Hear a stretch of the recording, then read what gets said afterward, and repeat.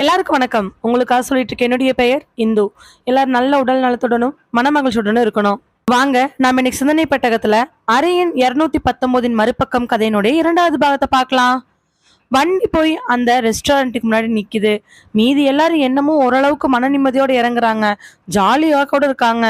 ஆனா விக்னேஷ் மட்டும் அந்த வரிகளை படிச்சுட்டு அமைதியாயிடுறான்.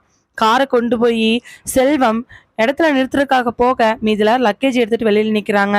எல்லாரும் நல்லா சிரிச்சு பேசி சந்தோஷமா இருக்க விக்னேஷோட பார்வை மட்டும் அந்த போர்டு மேல இருக்கு. அங்க ரெஸ்ட் ஹியர் அப்படின்னு போட்டிருக்க, கீழே ஏதாவது விஆர்ஜி ஹோட்டல்னு போட்டிருப்பாங்களான்னு தேடி தேடி பாக்குறான். ஆனா அப்படி எதுவுமே போடவே இல்லை. சுத்தியும் முத்தியும் பார்த்துட்டு அவன் ஏதோ நின்றுட்டு இருக்க பின்னாடி யாரோ ஒருத்தர் அவனத்தோட அவன் வெறுக்குன்னு பயப்படுறான். லோகு உடனே, என்னடா ஏன்டா இப்படி இருக்க? இவனுக்கு என்னமோ ஆயிடுச்சுடா. அதுக்கு குமாரு, மச்சான் ஒரு ஆள் புக் பண்ணிருக்கோண்டா நாளைக்கு நைட்டுக்கு, ஜம்மாய் தான். அப்ப சந்தோஷமா இருவான்டா இந்த விக்னேஷ். டேய் சும்மா இருக்க மாட்டேடா நீ, எப்ப பார்த்தாலும் உனக்கு அதே நினைப்புதானா? உடனே அதுக்கு இன்னொருத்தன், டேய் இவன் அப்ப அதுக்கு வரலையாட்டு இருக்குடா மூணாருக்கு. கல்யாணம் நமக்கு தானடா அந்த வேதனை தெரியும், கல்யாணம் ஆகலி இல்ல சாரு, அதனால ரொம்ப ஒழுக்கமா இருக்கிறாரு. டக்குன்னு விக்னேஷ், கல்யாணம் ஆனா ஆம்பளை ஒழுக்கமா இருக்கக்கூடாது இருக்காடா என்ன? உடனே ஹரி, ஏன்டா மச்சா ஒரு மாதிரி இருக்க, என்ன விஷயம்? இல்லடா எனக்கு என்னமோ மனசு கஷ்டமா இருக்குது, இந்த ட்ரிப்பு நல்லா இருக்குமா இல்லையான்னு எனக்கு தெரிய மாட்டேங்குது. டே டே டே ரொம்ப ஓவரா பேசாத, எல்லாம் நல்லாதான் இருக்கும். லோகுவும் குமாரும் மாத்தி மாத்தி சொல்ல விக்னேஷோட மனக்கவலை ஹரிக்கு புரியுது. இருந்தாலும் அங்க இருக்கக்கூடிய சூழ்நிலைக்கு ஹரினால முழுசா விக்னேஷை பாத்துக்க முடியல. செல்வம் வண்டியை பார்க் பண்ணிட்டு வர எல்லாரும் ரிசப்ஷனுக்கு போறாங்க. அங்க போய் ஆல்ரெடி புக் பண்ணியிருக்கிற ஆதார் நம்பரை காமிச்சு 5 பேர்த்துக்கு ஒரே ரூம்னு புக் பண்ணிட்டு அவங்க கொடுக்குற கீயை வாங்கிட்டு லிஃப்ட்ல போறாங்க. லிஃப்ட்ல ஏறி போய் செகண்ட் ஃப்ளோர்ல லிஃப்ட் ஓப்பன் ஆக அங்க ஒவ்வொரு ரூமும் எந்தெந்த சைடு இருக்குன்னு சொல்லிட்டு போட்டிருக்குது. அதுல ரூம் நம்பர் 219 அப்படிங்கிற நம்பரை நோக்கி போறாங்க. 219 போய் அந்த கதவை திறந்து 5 பேரும் உள்ள போய் பேக் எல்லாம் வைக்கிறாங்க. பேகை வச்சுட்டு லோகு, குமாரு, செல்வம், ஹரி இவங்க எல்லாரும், டே மச்சான் இந்த ரூமை பார்த்தாலே ஒரு தனி சந்தோஷம் வருதுடா. ஆமாண்டா, எத்தனை நாள் ஃபேமிலியோட வெளியில போய் சிக்கியிருக்கிறேன்னு தெரியுமா? அது சரிதான்டா. அது இந்த லோகு இருக்கிறான் பாரு, எப்ப பார்த்தாலும் அவங்க அம்மா அப்பா பொண்டாட்டி பிள்ளையோட சேர்ந்துக்கிட்டு கோயில் கோயிலா சுத்துவான். ஏண்டா லோகு, போன மாசம் கூட திருச்செந்தூர் போயிட்டு வந்துருப்பியாட்டு இருக்குது. அதேண்டா கேட்குற, அவளுக்கு டெலிவரி நெருங்கிடுச்சு, ஒருக்கா திருச்செந்தூர் போயிட்டு வந்தாலும் அம்மா அப்பா சொன்னாங்க. சரி நானும் அம்மா அப்பா மட்டும் நினச்சா அம்மா வாட்டுக்கு ஒரு பெரிய வண்டியை புக் பண்ணி சித்தப்பா சித்தி என் மாமனார் மாமியார் சின்ன மாமனார் மாமியார் முதற்கொண்டு வந்துட்டாங்க. வந்ததுல எந்த கொழுந்தியாவும் வரல, அதான் விஷயம். ஏன்டா மச்சான், கல்யாணம் நம்ம இப்படி இருக்கிறோம், ஆனா இந்த விக்னேஷனு கல்யாணம் ஆகலை, ஏன்டா இப்படி இருக்கிறான்? டே என்னைக்குமே ருசி தெரியாத வரைக்கும் நமக்கு அப்படி ஒன்றும் இருக்காதுடா, ருசி தெரிஞ்சிருச்சு எப்படிடா விட முடியும்? சொல்லிட்டு அவங்களுக்குள்ளேயே பயங்கரமா சிரிக்கிறாங்க. சரி சரிடா எல்லாரும் போய் குளிச்சுட்டு ரெஃப்ரெஷ் ஆகுங்க, வெளியில போயிட்டு வந்துடலாம் அப்படின்னு சொல்லும் பொழுது விக்னேஷ் மணியை பார்த்தா மணி அது 7:15 மேல இருக்குது. டக்குன்னு விக்னேஷ், வெளியில கிளம்புறதா? என்னடா சொல்றீங்க, மணி 7:15 ஆயிடுச்சு, கீழேயே ஹோட்டல் இருக்கு, நம்ம அங்கேயே சாப்பிட்டுக்கலாம், வெளியில எங்கேயும் போய் சாப்பிட வேண்டாம். உடனே லோகு, ஏடே சாப்பிட்றக்கா போல, சுத்தி பார்க்க போறோம், இந்த சைட்ல நல்ல சூப்பரான இடம்லாம் இருக்காமா, கண்குள்ளா பொண்ணுங்களெல்லாம் பார்க்கலாமாமா. அது மட்டும் இல்லாம அன்னைக்கு மாதிரி 7 வருஷத்துக்கு முன்னாடி ஒன்று புக் பண்ணமே, அந்த மாதிரி நாளைக்கு ஒன்று புக் பண்ணி சொல்றதுக்கு ஒரு ஆள்கிட்ட கேட்டிருக்கேன். அவன் நம்மள ஒரு இடத்துக்கு வர சொல்லியிருக்கான், அங்க போலாவா? நான் வரலடா, நீங்களா போயிட்டு வாங்க. டேய் இன்னைக்கு நைட் வரல, சரி நாளைக்கு நைட் என்ன பண்ணுவ? நான் எங்காவது வெளில போயிடுறேன், நீங்க சந்தோஷமா இருங்க. ஐயையோ அது சரிப்பட்டு வராது, போடா செல்வம் குமாரு, நாமெல்லாம் சேர்ந்து வெளியில கிளம்பலாம், இவன் நம்ம பண்ணிட்டோம். சொல்லிட்டு செல்வம், குமார், லோகு, ஹரி எல்லாரும் ஒருத்தருக்கு பின்னாடி ஒருத்தர் குளிச்சுட்டு டிப்டாப்பா கிளம்பி பர்ஃப்யூம்லாம் போட்டுக்கிட்டு வெளியில கிளம்புறாங்க. பர்ஸ் எடுத்து வச்சுட்டு இருக்கக்கூடிய ஹரி, விக்னேஷ் ஃபைனலா கேட்குறேன், நீ வரல? நான் வரலடா, எனக்கு ரொம்ப தலைவலிக்குது, நான் ரூம்லயே இருக்க, எனக்கு எங்கேயும் வர இஷ்டம் இல்லை. அது சரி போ. சொல்லிட்டு எல்லாரும் கிளம்புனதுக்கு அப்புறம் அவன் மட்டும் ரூம் கதவை சாத்திட்டு பெட்ல படுக்கிறான். பெட்ல படுத்தவனுக்கு என்ன அலைகள் எங்கெங்கயோ போயிட்டு இருக்குது. 7 வருஷத்துக்கு முன்னாடி இதே மாதிரி ஒரு ட்ரிப்பு. அப்போ இதே மாதிரி வந்த அன்னைக்கு நைட்டு வெளியில போக அங்க ஆடு மேய்ச்சிட்டு இருக்கக்கூடிய ஒரு பொண்ணை பார்க்கன்னு அந்த இன்ஸ்டன்ட் எல்லாம் டக்கு டக்கு டக்கு டக்கு ஞாபகம் வந்துட்டே போகுது. ஆனா அவங்க எப்படி அந்த இடத்த விட்டு போனாங்க அப்படிங்கிறதும் அவனுக்கு ஞாபகம் வருது.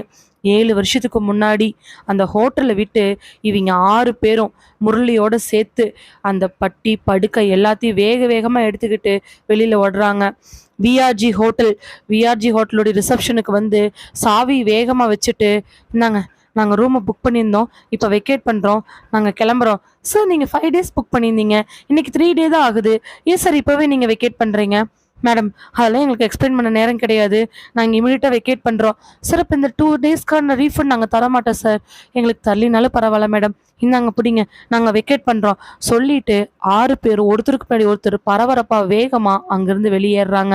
விஆர்ஜி ஹோட்டல் இருக்கிறவங்க எல்லாரும் ஒரு நிமிஷம் அவங்களே பார்த்துட்டு வேலையை பார்க்க ஆரம்பிக்கிறாங்க. 6 பேர் வெளியில வந்து காரு பார்க்கிங்ல நின்றுட்டு இருக்க ஹரி வேகமா போய் காரை எடுத்துட்டு வராரு. காரை எடுத்துட்டு வந்த உடனே மீதி இருக்க 5 பேரும் கார்ல ஏறி உட்கார கார் வேகமா அந்த இடத்துல இருந்து கிளம்ப ஆரம்பிக்குது. எல்லாம் வெளியில கிளம்பி அந்த மூணாருடைய அவுட்டர்ல இருந்து வெளியில போனதுக்கு அப்புறம் தான் அவங்களுக்குலாம் பெருமூச்சு விடுற மாதிரி இருக்கு. செல்வம் அந்த பரபரப்புலையும் ஃபோன் பண்ணி, யோ, நான் செல்வம் பேசுறியா? சொல்லுங்க சார், எதுவும் பிரச்சனை இல்லையே? ஏதாவது பிரச்சனையா? பிரச்சனைலாம் எதுவும் இல்லை சார், நாங்கள் பார்த்துக்குறோம். இன்னும் பணம் வேணா கூட கேளியா, நாங்கள் தந்துடுறோம். எங்களை எங்காவது மாட்டி விட்டுறாத. அந்த அந்த அந்த ஆடு மேய்க்கிற கிழவங்க இது வந்து ஏதாவது பிரச்சனை பண்ணிட்டு போறான் சார். எதுவும் கவலைப்பட வேண்டாம், இன்னும் ஒரு 20 ரூபா வேணும், அதை மட்டும் எப்படியாவது நீங்கள் தந்துட்டீங்க அப்படின்னா கண்டிப்பாக பிரச்சனையை சால்வ் பண்ணிடலாம். யோ, அதான் அக்கௌண்ட் நம்பர் வாங்கியிருக்கிறேன்ல, ஊருக்கு போனதும் 20 ரூபா உனக்கு பேங்க்ல போட்டு விட்டுறேன், எடுத்துக்கோ. சார், 20 ரூபா வந்தா மட்டும்தான் எல்லாத்தையும் பண்ணுவேன், பார்த்துக்குங்க. 20 ரூபா கண்டிப்பா ஊருக்கு போனே அனுப்பிச்சிடுறோம், எப்படியாவது இந்த விஷயத்த மூடி மறைச்சிரியா? ஆ, சரி சார். செல்வம் போனை வச்சதுக்கு அப்புறமா எல்லாருடைய மூஞ்சியும் பார்க்குறான். எல்லாருக்கும் வேர்த்து ஊற்றி பரபரப்புல நடுங்கிட்டு இருக்கிறாங்க. லோகு செல்வத்தை பார்த்து, என்னடா ஆச்சு, என்ன விஷயம்? இல்லடா, அவன் எல்லாத்துக்கும் பார்த்துக்கிறானாமா, 20 ரூபா மட்டும் ரெடி பண்ணி சீக்கிரமா போட சொன்னான், போட்டா விஷயம் வெளியில வராதுன்னு நினைக்கிறேன். சரிடா சரிடா, 6 பேர் ஷேர் பண்ணி 20 ரூபாய் அவனுக்கு நாளைக்கு போட்டுடலான்டா, சென்னை போனோம் நீமே. உடனே முரளி, நான் தான் அப்பவே எதுவும் வேணான்னு சொல்லி தொலைஞ்சிடல, கேட்டு தொலைஞ்சிங்களாடா, இப்ப என்னையும் போட்டு உசுறு எடுத்துக்கிட்டு இருக்கிறீங்க. டே, ரொம்ப பண்ணாதடா, தெரியாம வந்துருச்சு, ஏதோ அதெல்லாம் மூடி மறைச்சாச்சு, இனிமேல் வெளியில வராது, நீ தாம் தூமன் குதிக்கிறத நிறுத்து. இதுக்கப்புறம் அந்த வண்டி வேகமா சென்னை நோக்கி போகுது. டக்குன்னு கண்ணை முழிச்ச விக்னேஷ்க்கு அந்த பழைய நினைவுகள் எல்லாம் ஒரு நிமிஷம் வந்துட்டு போகவே மூச்சு விடுறதுக்கு சிரமமாகுது. ஏன்னா அப்படி ஒரு சம்பவம் இல்லையா அவங்க வெளியில போற அன்னைக்கு நடந்துச்சு. அப்பதான் கரெக்டா அந்த கதவை யாரோ தட்டுற மாதிரி இருக்குது. கதவை தட்டுற சத்தம் கேட்டுதான் அவனுடைய அந்த நினைவுகள்ல இருந்து அவன் வெளியில வந்தான்னு அவனுக்கு அப்பதான் தெரியுது. மெல்ல மெல்ல எந்திரிச்சு கதவை திறக்கிறான். வெளியில யாருமே இல்லை. யாரு, என்ன வேணும்? வெளியில எட்டி பார்க்க அங்க எங்கேயும் யாருமே இல்லை. மறுபடியும் கதவை சாத்திட்டு வந்து பெட்ல படுக்கிறான். அவன் படுத்த அடுத்த 2வது செகண்டு மறுபடியும் கதவை யாரோ வேகமா தட்டுறாங்க. அவன் மெல்ல மெல்ல எந்திரிச்சு வந்து கதவை திறக்கிறான். இப்பயும் யாரும் இல்லை. காலிங் பில் இருக்கு, ஆனா ஏன் கதவை தட்டுறாங்கன்னு தெரியல. ரிசப்ஷன்ல இருந்து நாமளும் எதுவும் ஆர்டர் பண்ணல. வெளியில எட்டி பார்த்தவன், ஹலோ, ஏதாவது இருக்கீங்களா? ரிசப்ஷன்ல இருந்து ஏதாவது கொண்டு வந்திருக்கீங்களா? 2-3 வாட்டி கேட்டுட்டு எல்லா கதவும் சாத்தியிருக்கு. அவனுக்கு அந்த பக்கம் இந்த பக்கம் ஸ்டெப்ஸ் கிடையாது. அப்படி இருக்கும் பொழுது யாரும் அவ்வளோ தூரமாக போயிருக்க முடியாது. அப்புறம் யார் கதவை தட்டுறது நினச்சிக்கிட்டே கதவை சாத்தலான்ட்டு போனவன் கதவை எதுவுமே சாத்தாம கதவை நீக்கி வச்சுக்கிட்டே நடந்து வந்து பெட்டில் உட்காடுறான். எதுக்கும் ரிசப்ஷனுக்கு கால் பண்ணுவோம், இவனுக்கு கீழே போகும் பொழுது அவனுக்கு எப்படி சாப்பிட்டு வந்துடுவானுங்க, நம்ம ஏதாவது சாப்பிட ஆர்டர் பண்ணியிருப்பேன்னு சொல்லி பண்ணியிருப்பானுங்க நினச்சிக்கிட்டு முதல்ல ரிசப்ஷனுக்கு ஃபோன் பண்ணலான்ட்டு ஃபோனை எடுக்க போனவன் டக்குன்னு லோகுக்கு ஃபோன் பண்ணுறான். லோகுக்கு ஃபோன் பண்ணி, டே லோகு, என்னடா கம்மனை என் கூட வந்திருக்கலாம்னு நினைக்கிறியா? இல்லடா, கீழே போகிறப்ப எனக்கு ஏதாவது ஆர்டர் பண்ணிட்டு போனீங்களா? இல்லையடா மச்சான், எதுவும் ஆர்டர் பண்ணலையே. ஏன்? இல்லை, யாரோ டோரை தட்டின மாதிரி இருந்துச்சு, அதனால தான் கேட்டேன். இல்லடா மச்சான், நாங்களாம் எதுவுமே ஆர்டர் பண்ண கிடையாது. சரி வரையா, நாங்கள் இங்கே தான் கொஞ்சம் முன்னாடி நிற்கிறோம், அவன் பருத்தி பால் கேட்டான்னு குடிச்சுட்டு இருக்கிறோம், வரையா என்ன? இல்லடா, நான் வரல, நீங்கள் போயிட்டு வாங்க. டே இல்லை மச்சான், நீங்கள் போயிட்டு வாங்க சொல்லிட்டு ஃபோனை ஆஃப் பண்ணதுக்கு அப்புறமா யாரா இருக்குங்கிற யோசனை கூட மறந்து போய் அவன் அப்படியே படுத்துக்கிறான். எப்படியாவது இந்த இடத்த விட்டு சீக்கிரமா போகணும், இவனுக்கு 5-6 நாள் பிளான் போட்டிருக்கானுங்க, நம்ம 2-3 நாள்ல கூட்டிட்டு போயிடணும்னு சொல்லிட்டு நினைச்சிட்டு இருக்கும் பொழுது மறுபடியும் கதவு தட்டுது. கதவு தட்டும் பொழுது பெட்டில் எந்திரிச்சு வேகமாக உட்கார்ற விக்னேஷ்க்கு ஹார்ட் பீட்டு ரொம்ப அதிகமாகுது. காரணம் இருக்குது. ஒன்று, கதவு தட்டுறதுக்கு பதிலாக காலிங் பெல் அமுத்தலாம். 2, விக்னேஷ் கதவை திறந்து வச்சுட்டு தான் வந்திருக்கான். மெதுவாக எந்திரிச்சு போய் கதவு பக்கத்தில் பார்க்க யாருமே இல்லை. அவனுக்கு ஒரு நிமிஷம் பதறி போய் உடம்பெல்லாம் நடுங்க ஆரம்பிக்குது. மெல்ல மெல்ல கதவு கிட்ட போகிறான். அவன் கதவுக்கும் அவனுக்கும் ஒரு 3 ஸ்டெப் இருக்கும் பொழுது கதவு சத்தம் நல்லாவே கேட்குது. கண்ணுக்கு முன்னாடி யாருமே இல்லை. கதவு திறந்திருக்குது. ஆனால் கதவு சத்தம் கேட்குது. டக்கு டக்குன்னு கேட்குது. அந்த டக்கு டக்குன்னு கேட்குற சத்தத்தில் கதவையே பார்த்துட்டு இருக்க பாத்ரூமில் டப்புன்னு ஒரு சத்தம். அவன் திரும்பி பார்க்க பாத்ரூம் கதவு சாத்தியிருக்குது. பாத்ரூம்க்கு பக்கத்தில் மெல்ல மெல்ல நடந்து போகிறான். பாத்ரூம் பக்கத்தில் நடந்து போய் பாத்ரூம் கதவை திறக்கலான்னு பார்க்குறான். பாத்ரூம் கதவை திறக்க முடியல. யாருமே இல்லை. யார் உள்ள லாக் பண்ணியிருப்பாங்க? கதவை அவன் அவ்வளோ தூரம் தள்ளி பார்க்குறான். ஆனால் சுத்தமாக முடியல. கதவை தள்ளுறதை விட்டுட்டு வெளியில் போயிடலாமான்னு நினச்சி அவன் 2 எட்டு எடுத்து வச்ச உடனே பாத்ரூம்குள்ளே இருந்து தண்ணி விழுகிற சத்தம் கேட்குது. இவனுக்கு ஒரு நிமிஷம் உடம்பெல்லாம் ஆடி போக பாத்ரூம் கதவை வேகமாக தள்ளுறான். திறந்துருது. ஆனால் உள்ளுக்குள்ள பைப்பு ஆன் ஆகலை. இருந்தாலும் அவனுக்கு தண்ணி விழுகிற சத்தம் நல்லா கேட்குது. பக்கத்து ரூம்லேருந்து கேட்கும் அப்படின்னு ஒரு நிமிஷம் நினச்சாலும் அதுக்கு வாய்ப்பே கிடையாதுங்கிறது தான் உண்மை. இதெல்லாம் நினைக்க நினைக்க அவனுக்கு ஒரு நிமிஷம் இதய துடிப்பே நின்ற மாதிரி இருக்கு. இப்போ எல்லாமே நின்று போய் ஒரு அமைதி, ஒரு மையான அமைதி. அப்போ அவனுக்கு ஒரு வாசம் மூக்கை நல்லா தொலைக்குது. நல்ல பர்ஃப்யூம் வாசம். அது ரொம்ப க்ளோஸ் அப்பில் அடிக்குது. நல்ல பர்ஃப்யூம் போட்ட ஒருத்திங்க நம்ம பக்கத்தில் வந்து நின்னாங்கன்னா எந்த அளவுக்கு வாசம் அடிக்குமோ அதே அளவுக்கு அடிக்கக்கூடிய வாசம். இதெல்லாம் அவனுக்கு ஏதோ மனசுக்குள்ள மரண பயத்தை ஏற்படுத்த ஆரம்பிக்குது. மெல்ல மெல்ல நடந்து அந்த பெட்டு பக்கத்தில் வர மறுபடியும் கதவு தட்டுற சத்தம் கேட்குது. அப்படியே ஒரு எட்டு எட்டி பார்க்க கதவு திறந்துதான் இருக்குது.